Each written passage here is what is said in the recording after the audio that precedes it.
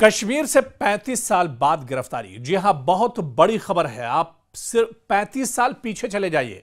1990 1989 की यह बात है जब रूबिया सईद गिरफ्तार हुई थी। जी हां, रूबिया सईद उस वक्त मरकज में वजीर दाखिला होम मिनिस्टर मुफ्ती मोहम्मद सईद की बेटी हैं, जो खुद मरकज में उस वक्त होम मिनिस्टर थे, मरकजी वजीर दाखिला थे या गृह मंत्री थे, और उनकी बेटी का कश्मीर से अगवा कर लिया गया था। 35 साल पीछे आप चले जाइए, बैकग्राउंड में आप जाइए और आप सोचिए कि 35 साल के बाद अब कश्मीर से इस बड़े कांड में, इस बड़ी वारदात में गिरफ्तारी हुई है। तो 35 साल बाद, और इसी वजह से ये एक बड़ी सुर्खी भी बनी है कि 35 साल बाद बड़ी गिरफ्तारी कश्मीर से। डॉक्टर रूबिया सईद के अगवा केस में एक जो अहम मुलजिम था वो 35 साल से फरार चल रहा था।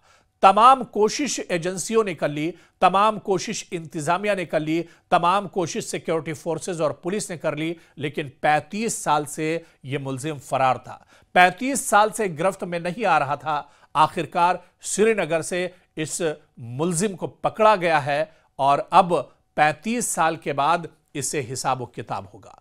35 साल पुराना मुकदमा, बदलता हुआ कश्मीर और एक ऐसा नाम जो दहाइयों से कानून की नजरों से ओझल था। आखिरकार सीबीआई ने शफात अहमद शांगलू को गिरफ्तार कर लिया है। यह गिरफ्तारी न सिर्फ एक पुराने और हाई प्रोफाइल केस में बड़ी पेशरफ्त है, बल्कि 1989 के हालात की बाज़गश्त भी एक बार फिर जिंदा हो गई है। जी हां, 35 साल का यह पूरा मामला एक बार फिर से जिंदा हो गया है। दरअसल 35 साल पुराने इस केस को समझना होगा। 1989 दहाई का यह बहुत प्रोफाइल और हाई प्रोफाइल यह मामला था। आपको हम बताएं कि 1989 में, दिसंबर 1989 में, जी हां, दिसंबर का ही महीना चल रहा था, 1989 में उस वक्त के मरकजी वजीर दाखिला मुफ्ती मोहम्मद सईद की बेटी डॉक्टर रूबिया सईद को श्रीनगर से उनके घर से अगवा कर लिया गया था।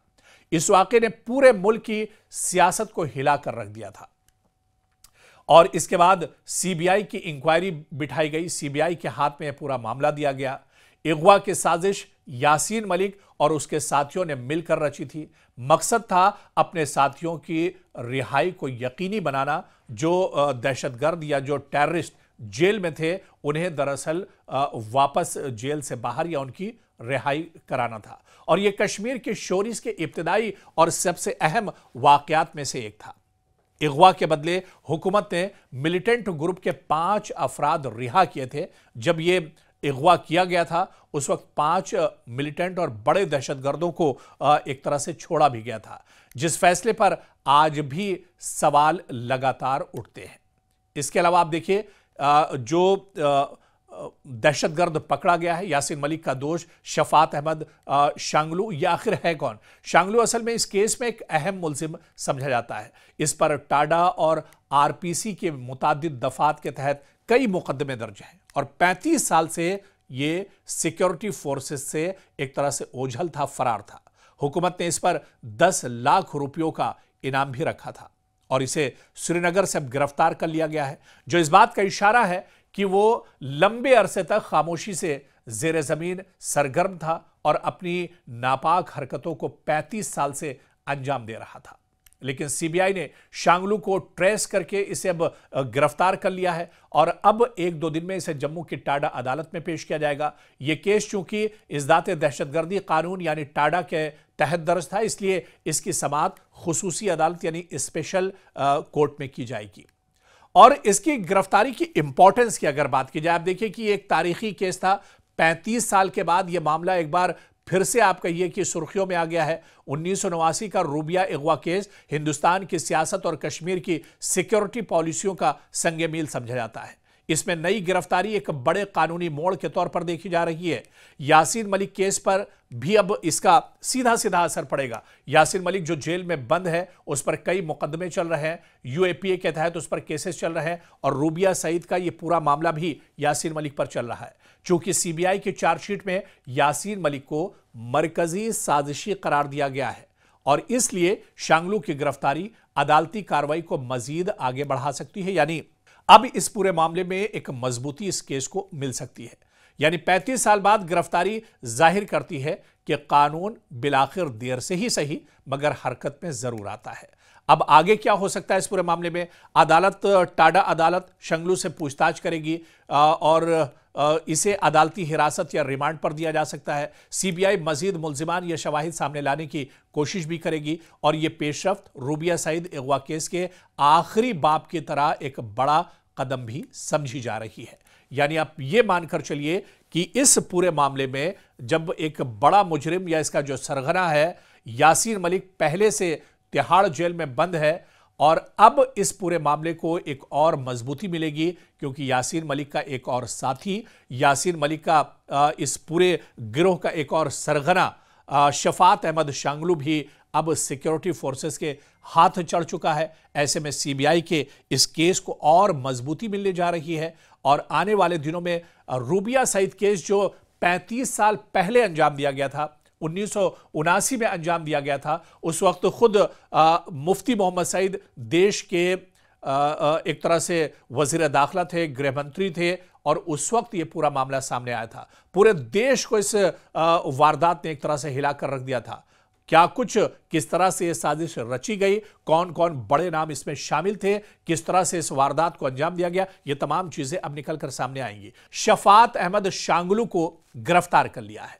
यह गिरफ्तारी न सिर्फ एक पुराने और हाई प्रोफाइल केस में बड़ी पेशरफ्त है बल्कि 1989 के हालात की बाजगश्त भी एक बार फिर जिंदा हो गई है। जी हां, 35 साल का यह पूरा मामला एक बार फिर से जिंदा हो गया है। दरअसल 35 साल पुराने इस केस को समझना होगा।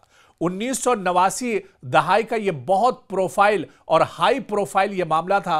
आपको हम बताएं कि 1989 में, दिसंबर 1989 में, जी हां दिसंबर का ही महीना चल रहा था, 1989 में उस वक्त के मरकजी वजीर दाखिला मुफ्ती मोहम्मद सईद की बेटी डॉक्टर रूबिया सईद को श्रीनगर से उनके घर से अगवा कर लिया गया था। इस वाकये ने पूरे मुल्क की सियासत को हिलाकर रख दिया था और इसके बाद सीबीआई की इंक्वायरी बिठाई गई, सीबीआई के हाथ में यह पूरा मामला दिया गया। अगवा की साजिश यासीन मलिक और उसके साथियों ने मिलकर रची थी। मकसद था अपने साथियों की रिहाई को यकीनी बनाना। जो दहशतगर्द या जो टेररिस्ट जेल में थे उन्हें दरअसल वापस जेल से बाहर या उनकी रिहाई कराना था और यह कश्मीर के शोरीज के इब्तिदाई और सबसे अहम वाकयात में से एक था। अगवा के बदले हुकूमत ने मिलिटेंट ग्रुप के 5 अफराद रिहा किए थे। जब यह अगवा किया गया था उस वक्त 5 मिलिटेंट और बड़े दहशतगर्दों को एक तरह से छोड़ा भी गया था, जिस फैसले पर आज भी सवाल लगातार उठते हैं। इसके अलावा आप देखिए अब जब शफात अहमद शांगलू पर जोर पड़ेगा और उससे तमाम जो हकीकत है वो निकलकर अब सामने आ सकती है, बल्कि यूं कहा जाए कि कई चौंकाने वाली जो चीजें हैं वो भी अब निकलकर सामने आ सकती हैं। तो 35 साल के बाद अब एक बार फिर से रूबिया सईद का मामला खुलेगा और इसका एक तरह से फिर से ऑपरेशन होगा और क्या कुछ इस ऑपरेशन में, इस पूछताछ में निकलकर सामने आता है, यह देखना भी बहुत अहम होगा।